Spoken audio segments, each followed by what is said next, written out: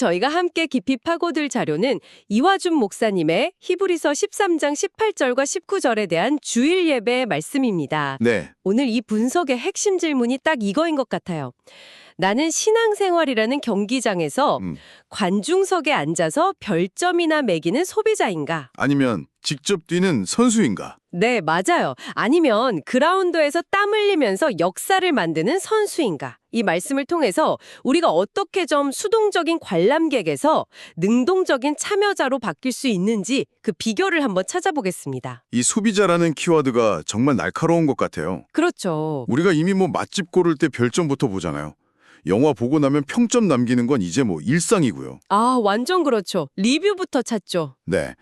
자료는 바로 그 리뷰어 본능이 우리도 모르는 사이에 신앙의 영역까지 스며들었다고 지적하는 거예요. 교회에 와서 자리에 앉는 순간 오늘 찬양 선곡은 좀 아쉽네, 별 3개. 설교는 메시지는 좋은데 좀 길었어, 별 4개. 이런 식으로요. 무의식적으로 평가자 모드가 탁 켜진다는 거죠. 와, 진짜 찔리는 이야기네요. 내가 뭔가를 이렇게 평가하고 판단할 때는 마치 내가 그 상황의 주인인 것 같은 그런 착각이 들잖아요. 맞아요. 축구 경기장에서 아니 저걸 못 넣어 이렇게 소리치는 관중처럼요. 그런데 자료는 바로 거기에 아주 무서운 함정이 있다고 말합니다. 어떤 함정이죠? 그렇게 소리치는 동안 우리는 편하게 앉아있을 순 있겠죠. 하지만 경기의 승패는 정말 1mm도 바꿀 수 없는 완벽한 구경꾼이 되어간다는 점이에요. 그리고 그 구경꾼 심리가 더 무서운 건 우리를 영적인 쇼핑객으로 만든다는 거더라고요. 영적인 쇼핑객이요? 네, 교회가 하나의 서비스 상품처럼 여겨져서 마음에 안 들면 앱으로 맛집 바꾸듯이 그냥 다른 교회를 검색하게 된다는 거죠.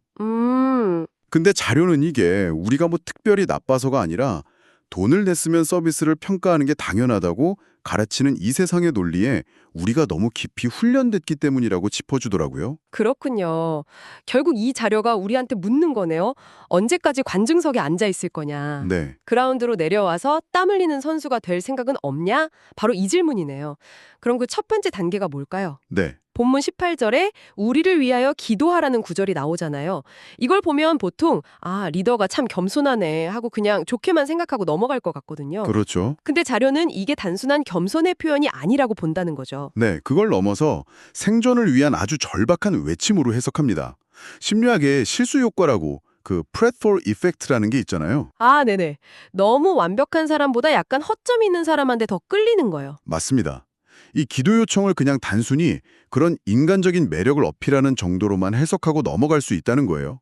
저 위대한 사도도 우리에게 기도를 부탁하는구나 하면서 친밀감을 느끼는 정도에서 그칠 수 있다는 거죠. 네네. 하지만 자료는 이 구절이 그런 차원이 아니라고 딱 잘라 말합니다. 이건 마치 어벤져스의 캡틴 아메리카가 마지막 전투를 앞두고 어벤져스, 어셈블 하고 외치는 것과 같다는 거예요. 와... 모든 영적 용사들이여 지금 당장 기도의 무기를 들고 집합하라는 일종의 전투 개시명령이라는 거죠. 이 외침 자체가 우리를 더 이상 관중이 아니라 하나님의 부르심을 받은 영적 어벤져스로 정체성을 확 바꿔주는 외침이라는 겁니다. 영적 어벤져스라니 스케일이 확 커지네요. 그런데 이 기도 요청이 어떻게 단순한 부탁을 넘어서서 공동체 전체를 살리는 생존 전략이 되는 건가요? 어떻게 보면 남을 위해 기도하면 내 시간과 에너지를 쓰는 거니까 손해라고 생각할 수도 있잖아요. 바로 그 지점에서 자료는 기도의 선순환 구조를 설명하고요. 아주 흥미로운 자연의 비유를 하나 가져옵니다. 어떤 비유죠? 바로 자이언트 세코이아 나무 이야기입니다. 이 나무가 높이가 100m, 그러니까 아파트 한 30층 높이까지 자라는 거목이거든요. 와우! 근데 놀랍게도 뿌리는 고작 2에서 3m밖에 뻗지 않는다고 해요. 아니, 그렇게 거대한 나무가 뿌리가 그렇게 얇으면 작은 바람에도 그냥 쓰러질 것 같은데요? 어떻게 수천 년을 버티는 거죠? 그 비밀이 바로 연결에 있습니다. 연결이요? 네. 자이언트 세코이아는 뿌리를 깊이 내리는 대신에요. 옆에 있는 다른 세코이아 나무들하고 뿌리를 서로 아주 단단하게 얽히는데요. 그래서 거대한 뿌리 네트워크를 형성하는 거죠. 그래서 혼자서는 절대 견딜 수 없는 폭풍우도 함께 이겨내는 겁니다. 와... 사도에 우리를 위해 기도해달라는 요청이 바로 이 영적 생태계의 원리를 담고 있다는 겁니다. 성도들이 지도자를 위해 기도의 뿌리를 뻗어주면 그 네트워크가 지도자를 붙들어주고 또 굳건히 선 지도자가 다시 성도들에게 생명의 말씀을 공급해서 공동체 전체가 살아남는다는 거죠. 이야... 기도가 곧 서로를 살리는 뿌리 네트워크인 셈입니다. 와, 기도가 단순한 부탁이 아니라 생존을 위한 뿌리 엮기라는 관점. 이건 정말 새롭네요. 그런데 저는 여전히 이런 생각이 들어요. 나 같은 평범한 사람이 기도한다고 뭐가 달라지겠어. 우리 대부분이 스스로를 좀 과소평가하잖아요. 이런 무력감에 대해서는 자료가 어떻게 설명하나요? 그 지점을 아주 정확하게 파고들더라고요. 자료는 목회자의 기도 요청이 성도들에게 제가 너무 힘드니 좀 도와주세요. 이렇게 징징거리는 게 아니라고 말해요. 그럼 뭔가요? 오히려 그들의 권위를 일깨워주는 영적 임명장 수여식과 같다고 표현합니다. 영적 임명장이요? 네, 여러분은 그냥 앉아서 설교나 듣는 구경꾼이 아닙니다. 당신은 하나님과 직접 소통하는 왕 같은 제사장입니다. 제발 그 엄청난 권세를 사용해 주십시오. 라는 의미라는 거죠. 내가 가진 권세를 사용하라는 요청이군요. 그렇습니다. 그리고 그 권세를 사용할 때 어떤 놀라운 일이 벌어지는지를 설명하기 위해서 벤자민 프랭클린 효과라는 아주 흥미로운 심리학 이론을 인용합니다. 아, 그 이야기. 자신을 사사건건 비판하던 정적이 있었는데 그 사람한테 일부러 희귀한 책을 빌려달라고 부탁했다는 그 이야기 맞죠? 네, 맞습니다. 책을 빌려주고 또 돌려받는 그 과정을 통해서 둘은 대화를 나누게 됐고 결국 그 정적은 프랭클린의 가장 든든한 정치적 후원자가 되었죠. 신기하네요, 정말. 핵심은 사람은 자신이 한번 도와준 사람을 더 좋아하게 된다는 겁니다. 이게 좀 비합리적으로 들릴 수 있는데 우리 뇌의 작동 방식하고 관련이 있어요. 그 효과는 알겠는데 솔직히 마음에 안 드는 사람을 위해 기도한다는 게 감정적으로 쉽진 않잖아요. 머리로는 이해해도 마음이 안 따라줄 땐 이걸 어떻게 시작해야 할까요? 정말 억지로 시작해도 효과가 있는 건가요? 그거 아주 중요한 질문입니다. 그리고 자료는 그렇다고 답합니다. 정말요? 네, 우리가 누군가를 미워하고 비판할 때는요. 우리 뇌에서 스트레스 호르몬인 코르티솔이 분비됩니다. 이건 면역력을 떨어뜨리고 우리 몸과 마음을 병들게 하죠. 말 그대로 비판은 나를 갉아먹는 독이 되는 거예요. 그런데 억지로라도 그 미운 대상을 위해 축복하면서 기도를 시작하는 순간 우리 뇌가 혼란에 빠진다는 거예요. 뇌가 혼란에 빠진다뇨? 저 사람은 내가 싫어하는 대상인데 왜 내가 지금 저 사람을 돕는 행위, 즉 기도를 하고 있지? 이 모순을 해결하기 위해서 뇌가 자신의 생각을 행동에 맞춰서 바꾸기 시작한다는 겁니다. 아, 내가 저 사람을 돕는 걸 보니까 사실은 저 사람이 그렇게 나쁜 사람은 아닌가 보다. 도울 만한 가치가 있는 사람인가 보다. 이렇게 인식을 재조정하는 거죠. 와, 신기하네요. 이 과정에서 뇌는 이 기도 행위를 선행으로 인식하고 사랑의 호르몬이라고 불리는 옥시토신을 분비합니다. 이게 바로 헬퍼스 하이, 즉 남을 도울 때 느끼는 행복감입니다. 세상에. 그럼 기도는 상대를 바꾸기 이전에 내 뇌 화학작용부터 바꾸는 거네요. 바로 그겁니다. 비판하던 차가운 재판관에서 돕고 살리는 따뜻한 후원자로 내면이 먼저 변하는 거군요. 맞습니다. 기도는 가장 먼저 기도하는 나 자신을 치유하는 하나님의 처방전이라는 거죠. 비판 대신 기도를 선택하는 것은 상대를 위한 어떤 자비심 이전에 나를 살리기 위한 가장 지혜로운 생존 전략인 셈입니다. 나를 살리는 길이라니, 와. 기도를 안 할 이유가 없네요. 자, 그럼 이게 개인적인 차원을 넘어서서 더 큰 그림, 그러니까 하나님의 역사를 움직이는 것과도 연결이 될 수 있을까요? 네, 물론이죠.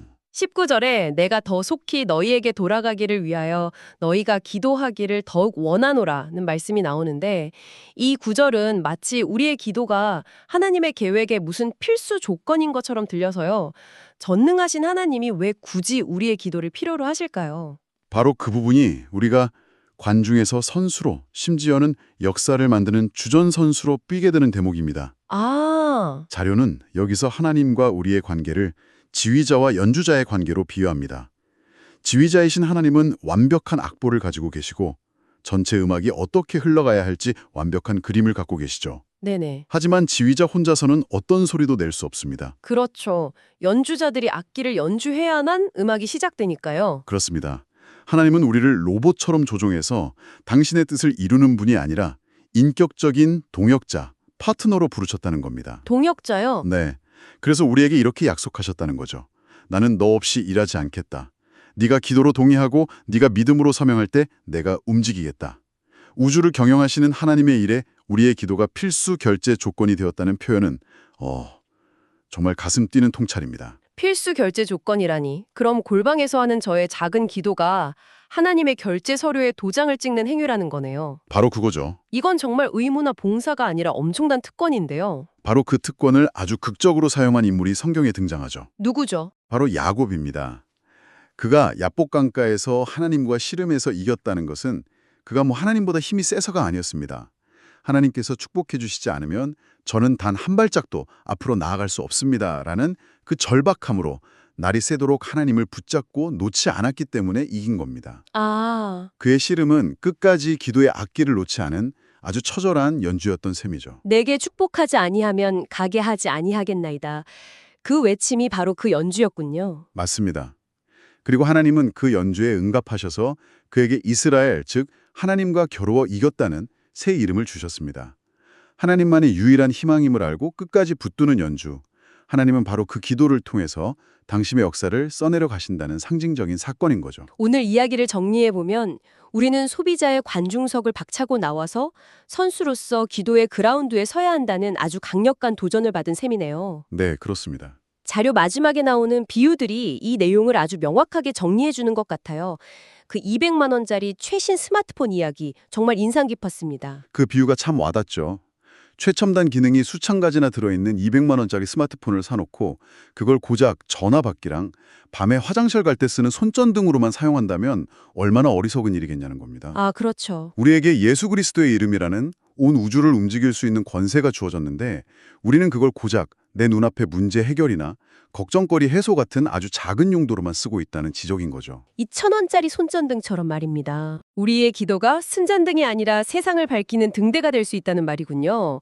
그리고 미운 놈 떡 하나 더 준다는 우리 속담에 대한 뇌과학적 해석도 정말 흥미로웠어요. 아, 네네. 저는 그냥 참고 인심 쓰라는 그런 격언인 줄로만 알았거든요. 그런데 그게 사실은 내가 살기 위한 처방이라는 거잖아요. 맞아요. 미운 사람을 보면 뇌에서 공격 호르몬이 나와서 혈압이 오르는데 그때 그러니까 축복의 기도라는 행위를 해버리면 뇌가 적인데 왜 떡을 주지? 아, 내가 저 사람을 좋아하나 보다.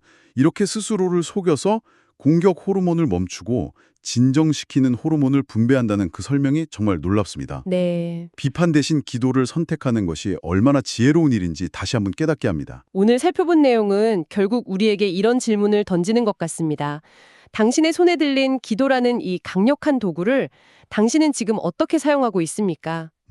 역사를 움직이는 리모컨으로 사용하고 있나요?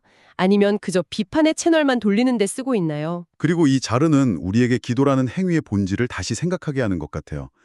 기도가 단순히 나의 필요를 채우는 걸 넘어서 하나님의 위대한 역사에 동참하는 연주라면 오늘 당신은 어떤 곡을 연주하시겠습니까? 네. 어쩌면 세상은 당신의 그 연주를 간절히 기다리고 있을지도 모릅니다. 하나님 나라를 누리는 행복한 삶이 되시기를 바랍니다.